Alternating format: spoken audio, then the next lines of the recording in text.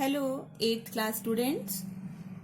After completing the important questions of chapter number 2, today we will do the important questions of chapter number 3. One word answers are there, very short answers are there.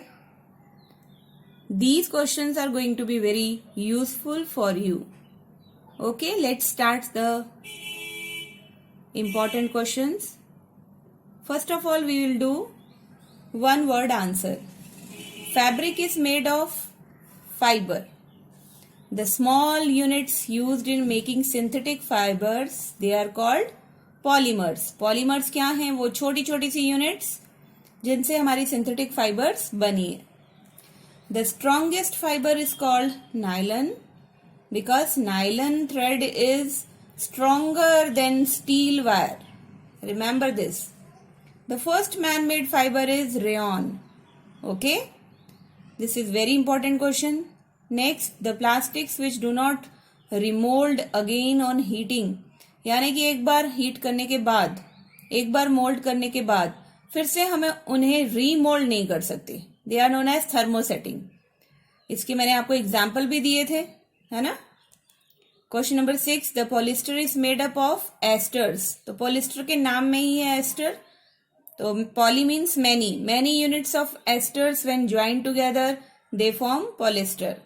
The nylon is prepared first in which year? 1931.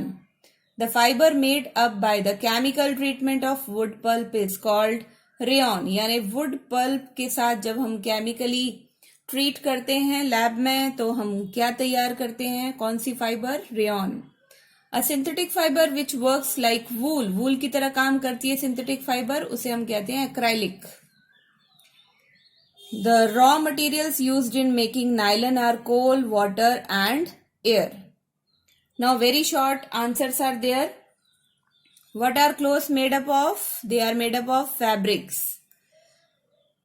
What are fabrics made up of? Fibers. How many types of fiber sources? तो हमारे पास 2 types के fiber sources हैं. Natural sources, plants और animals, and artificial sources, synthetic fibers. Plants की बात करें तो cotton plant है, jute plant है, जहाँ से हमें natural fiber मिलती है.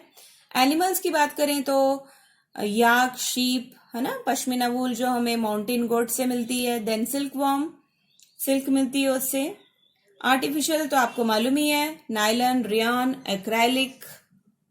All these are examples of artificial fibers. Next is question number 4. Very short answer. What are natural fibers? Natural fibers क्या हैं? तो बेटा नेचुरल फाइबर्स वो हैं जो हमें प्लांट्स और एनिमल्स से मिलते हैं. बहुत ही सिंपल आंसर है. Give 2 examples of natural fibres. 2 example देने. कॉटन और जूट प्लांट्स से मिलता है जो हमें वो नेचुरल फाइबर है. वूल, सिल्क एनिमल से मिलता है. Okay, both these are natural fibres. ये अलग अलग मैंने आपको एग्जाम्पल्स दे दिए. What are synthetic fibres? ये क्वेश्चन भी आपसे पूछा जा सकता है कि सिंथेटिक फाइबर्स क्या होते हैं. Man made fibres are called synthetic fibres. Simple सा आंसर है.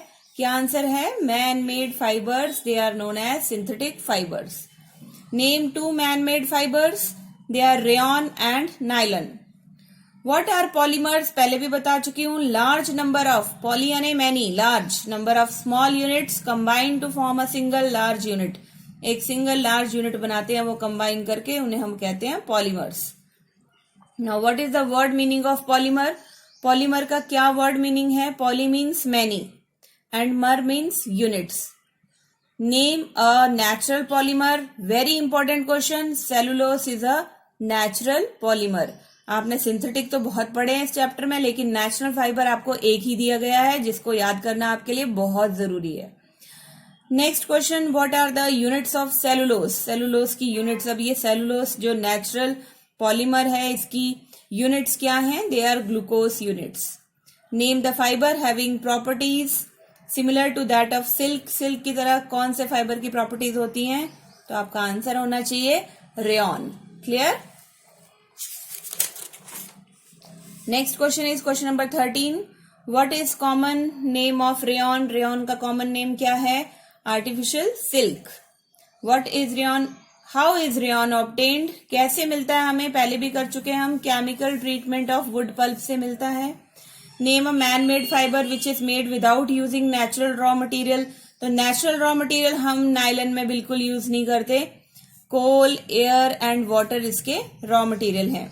Name the raw materials used for making nylon, nylon को बनाने के लिए कौन सा रॉ मटेरियल यूज करते हैं, again same, coal, water and air. बार बार मैं आपको इसलिए ये क्वेश्चन दे रही हूं क्योंकि ये क्वेश्चन बहुत इंपॉर्टेंट है। Which is the first fully synthetic fibre, ऐसे भी क्वेश्चन आपको पूछा जा सकता है कि सबसे पहले फुली सिंथेटिक फाइबर जो बनी उसका नाम क्या था, that is nylon. Now name a polyester which is commonly used, commonly कौन सा पॉलिस्टर यूज होता है, that is terylene. Terylene is a most popular polyester, clear. Next is question number 19, what is a polyester, polyester क्या है।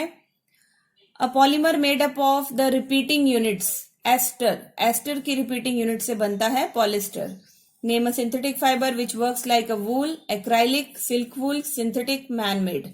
Okay, ये जो acrylic है ये सिल्क वूल की तरह काम करती है, सिंथेटिक है क्योंकि इसे बनाने वाला इंसान है, मैन मेड है ये। व्हाट आर पेट्रोकेमिकल्स, पेट्रोकेमिकल्स किसे कहते हैं, all the synthetic substances which are formed by using petroleum as raw material. जो पेट्रोलियम है ना, dead remains of plants and animals से बनता है, जो लिविंग ऑर्गेनिजम्स के डेड रिमेन से बनता है, वो सोर्स है इन सिंथेटिक सब्सटेंसेस का जिन्हें हम कहते हैं petrochemicals. What are plastics, plastics क्या है, दे आर द पॉलीमर्स, है ना, जैसे कि सिंथेटिक फाइबर्स हैं। एंड क्या डिफरेंस है, they can be easily mouldable. Now how many types of arrangements of units are in plastics, तो ये आपको याद करना है, लीनियर लिंकिंग से प्लास्टिक्स बनी हुई है या फिर क्रॉस लिंकिंग से, ठीक है। तो 2 टाइप्स की अरेंजमेंट्स हमें देखने को मिलती हैं प्लास्टिक्स में, या तो वो जो यूनिट्स हैं they are arranged in linear linking और cross linking. Next, name 2 types of plastics, thermoplastic and thermosetting. Setting plastics are 2 types of plastics. Give 2 examples of thermoplastics, polythene and PVC. What is the full form of PVC? PVC का full form क्या है, polyvinyl chloride. Okay, so these are your questions. Next, question number 27. Name 2 thermosetting plastic, bakelite and melamine. bakelite जो आप electrical switches में देखते हो, thermosetting plastic का example है। मेलामाइन जो आप फ्लोर टाइल्स में देखते हो, किचन वेयर जो आपका बना हुआ है, जो जैसे आपका डिनर सेट है वो किससे बना हुआ है, मेलामाइन से, क्योंकि ये हीट रेजिस्टिंग प्लास्टिक है, याद रखेंगे। Why plastics are not eco friendly, क्यों नहीं है plastics eco friendly, because number 1 they take several years to decompose, बहुत साल लगते हैं उन्हें डिकम्पोज होने में। They are made up of chemicals and hence harmful to our environment. They are very harmful to our environment. What are 4 R's? R stand for, first R stands for reduce, come use कीजिए plastic का। Second, reuse, plastic को आपने बार बार use करना है।